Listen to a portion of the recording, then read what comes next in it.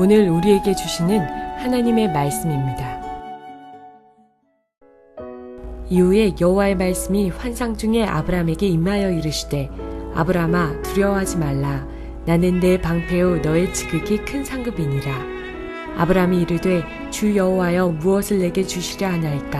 나는 자식이 없사오니 나의 상속자는 이 다메섹 사람 엘리에셀이니이다.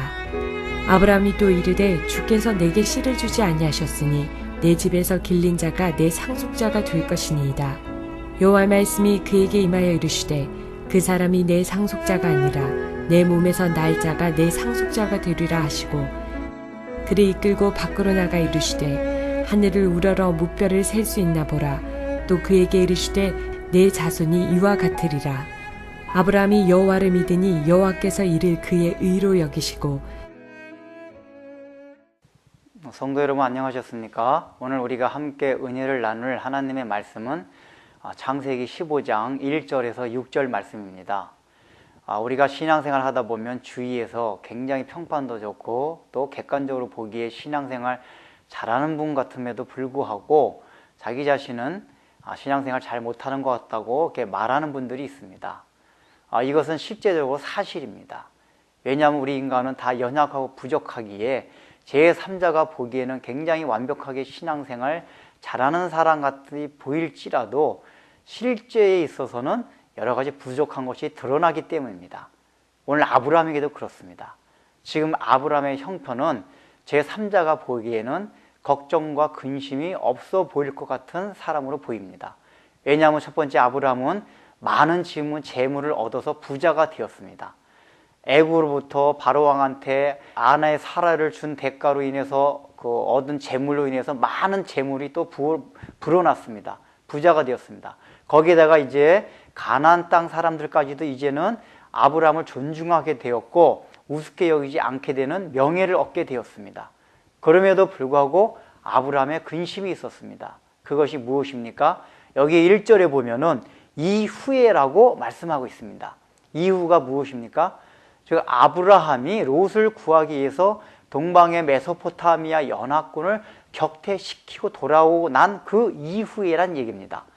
아브라함은 지금 롯을 구하는 그 열정을 가지고 그 연합군을 격퇴시키고 돌아오긴 했지만은 막상 돌아와가지고 생각해 보니까 걱정이 된 것입니다. 왜냐하면 그것이 내 힘으로 된 것이 아닌 줄을 알기 때문이었습니다. 만약에 그 연합군이 나를 다시 보복하기 위해서 공격하러 오면 어떡하나 하는 걱정이 있었던 것 같습니다. 그래서 왜 하나님 그걸 알 수 있냐면 여기서 보면 아브라함아 두려워 말라 나는 너의 방패라고 말씀하고 있습니다. 방패가 무엇입니까? 창으로 공격할 때 막아주는 것이 방패입니다. 이것은 실제로 아브라함이 그 메소포타미아 동방의 그 연합군을 의식해서 걱정하고 있었기 때문에 하나님이 이런 말씀을 하고 있는 것입니다. 또한 아브라함은 지금 씨가 없었습니다. 계속해서 하나님께서는 너의 씨를 통해서 하늘의 별과 같이 바다의 모래와 같이 자손을 주신다고 약속을 하셨음에도 불구하고 계속해서 자손이 없었습니다. 아무 기미가 없었습니다. 이런 시간이 오래 지나면서 아브라함의 마음에는 불안한 마음이 지나쳐서 이제는 지치기 시작했습니다. 이것을 어디서 알 수 있냐면 아브라함이 하나님한테 말씀드립니다. 하나님께서 저에게 씨를 주시겠다고 약속하셨지만은 아직까지 아무 몸에 징조가 보이지 않습니다. 그래서 우리 집에 있는 그 종 엘리에셀을 차라리 후사로 저는 삼겠습니다. 이것이 무엇을 말합니까? 더 이상 하나님 이제 후사 문제로 거론하지 마십시오. 저 포기하겠습니다. 이런 얘기입니다. 우리는 이런 얘기들을 통해서 우리 인간의 연약함이 얼마나 큰지를 다시 한번 생각하게 됩니다. 아브라함이 지금 계속해서 갈대아 우르를 신앙으로 출발했고 또 그 가운데 애굽으로 다시 한번 실패를 했고 또 애굽에서 하나님이 도와주심을 해가지고 은혜를 받아서 하나님 앞에 다시 예배를 드리고 여러 가지 걸 통해서 아브라함이 굉장히 믿음의 사람이었다는 것을 알게 됩니다. 또한 그런 한 반면에 아브라함이 얼마나 인간적으로 연약해서 수도 없이 넘어지고 또 넘어지는 그러한 부족한 면을 또 바라보게 됩니다. 이것이 바로 오늘날 신자의 모습이라는 것입니다. 그래서 여러분들 신앙생활 하다가 넘어지고 또 넘어져도 너무 염려하지 마십시오. 그것 때문에 자괴감에 빠지지 마십시오. 마귀는 그것들을 인해서 우리를 참소합니다. 고소합니다. 봐라, 너가 믿는다고 믿는 사람이 그럴 수 있느냐 하면서 우리를 고소하고 참소합니다. 그러나 그러한 말에 넘어가면 아니 됩니다. 왜냐하면 하나님께서 우리의 연약함을 아시고 그 일을 시작하신 분이 하나님이시기 때문입니다. 그래서 오늘 여기서도 아브라함이 지금 불신에 이르러서 포기하게 되었을 때 하나님께서는 다시 약속해 주십니다. 너 나가봐라. 지금 밤하늘의 별을 보아라. 구체적으로 말씀을 해주십니다.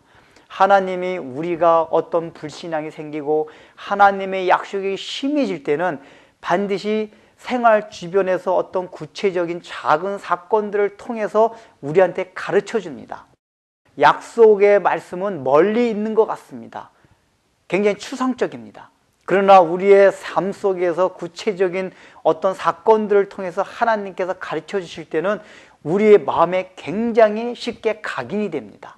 그래서 그런 걸 통해서 다시 한번 약속을 생각하게 하십니다. 그러니까 아브라함도 지금 그런 경우를 겪게 되는 것입니다. 그래서 힘을 얻습니다. 아, 맞구나. 그래서 이제 15장 6절에 보면은 아브라함이 여호와를 믿으니 그것을 의로 여기셨다라고 하는 우리 유명한 구절이 나옵니다. 바로 우리 기독교의 가장 근간이 되는 이신칭의 교리가 여기서 출발하게 되는 것입니다. 그러나 여러분 주의할 것이 있습니다. 여기서 아브라함이 하나님을 믿으니 할 때 그 믿으는 트러스트가 아닙니다. 어떤 하나님의 말을 믿은 것을 넘어서서 believe in, 하나님을 인격적으로 신뢰했다는 얘기입니다. 이것이 무엇입니까? 신뢰했다는 얘기는 자기의 전 삶을 하나님한테 맡겨도 된다는 믿음이 있었다는 얘기입니다. 바로 십자가에 대한 믿음도 이러한 믿음이어야 된다는 얘기입니다. 주님께 대한 전적인 인격적인 신뢰가 있을 때 이신칭이 의롭다 함을 받을 수 있다는 얘기입니다.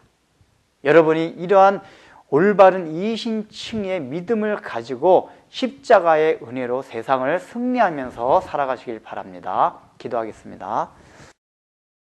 하나님 아버지, 참 아브라함이 그렇게 수없이 하나님의 은혜로 영적 전투에서 승리하고 그렇게 살았음에도 불구하고 여전히 인간적인 연약과 부족함이 드러나는 면을 보게 됩니다. 이런 것을 통해서 우리가 또한 위로를 받습니다. 우리도 얼마나 연약합니까? 넘어집니까? 그럼에도 불구하고 하나님의 자녀란 이름 그 하나 때문에 다시 한번 감사하고 힘을 얻고 우리가 일어설 수가 있습니다. 그것을 주님 앞에 다시 한번 감사드립니다. 또한 하나님 아버지, 결국은 그래서 아브라함이 그렇게 말씀하시는 하나님을 믿었을 때에 하나님께서는 그것을 의로 칭하셨다고 말씀하셨습니다. 오늘날도 우리가 우리 하나님을, 그 다음에 예수님께서 십자가에서 이뤄놓으신 그 구원의 사건을 우리가 전인격적으로 신뢰할 수 있는 믿음을 허락하여 주시사 우리가 이 세상을 살아갈 때에 날마다 죄악과 싸우면서 승리할 수 있는 믿음이 되게 하여 주옵소서. 예수님의 이름으로 기도드립니다. 아멘.